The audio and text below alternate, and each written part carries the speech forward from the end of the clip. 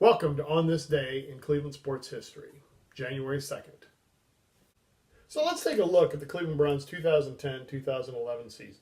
Game 1, Browns lead the Buccaneers 14-10 in the fourth quarter, but they lose 17-14.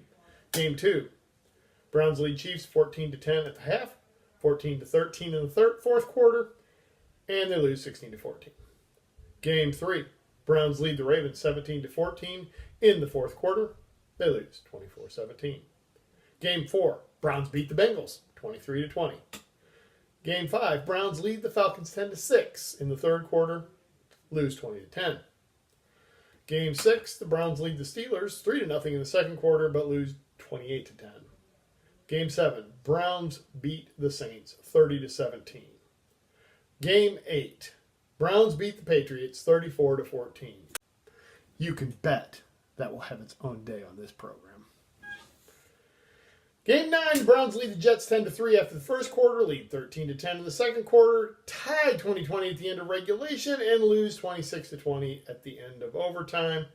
You can bet that one will be on here too. Game 10, the Browns lead the Jaguars 20-17 late in the fourth quarter. They lose 24-20. Game 11, Browns beat the Panthers 24-23. Game 12, Browns beat the Dolphins 13-10. Game 13, Browns lead the Bills 3-0 after one quarter, but lose 13-6.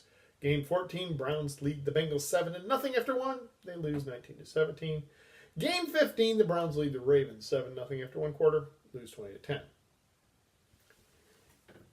In all of the NFL history, there has never been a Cleveland Browns team that went through an entire season having a lead in every game.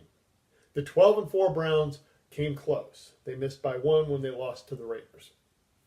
Had the Browns scored first on January 2nd, 2011, against the dreaded Steelers, this squad would stand alone.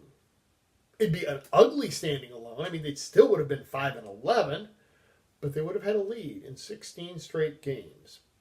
It might have said, look, this team has something good about them. And it might have been enough to save Eric Mangini's job. Look, I don't know if it would have been enough to save Eric's job or not. I mean, he certainly deserved to be fired, but I do know this. Mike Holmgren was running the Browns, and if we learned anything from that period of time, it's this. A walrus at rest likes to stay at rest. No matter, Steelers had a different plan. They scored first, second, fourth, and fifth, 4 touchdowns against one lonely Phil Dawson field goal. By the fourth quarter, it was 41-3, and the Browns wound up getting a garbage touchdown late. Final score, Steelers 41, Browns 9. Eric Mangini was fired the next day. And that's the way it was on this day in Cleveland sports history, January 2nd, 2011.